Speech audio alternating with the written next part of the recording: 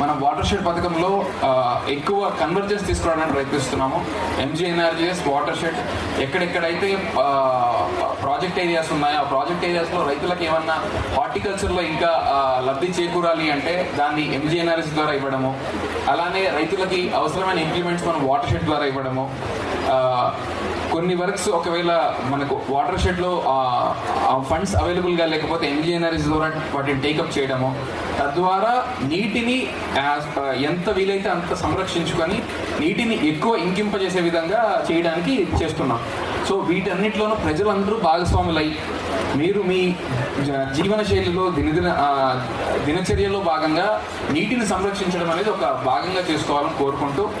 ఈరోజు ఈ water shed యాత్రని మన ఆంధ్రప్రదేశ్ రాష్ట్రానికి ఫ్లాగ్ ఆఫ్ చేయడానికి ఇక్కడికి వచ్చేసినటువంటి కలెక్టర్ గారికి, మన గౌరవ శాసనసభ్యుల గారికి అందరికీ ధన్యవాదాలు తెలియజేసుకుంటూ సెలవు తీసుకుంటాం.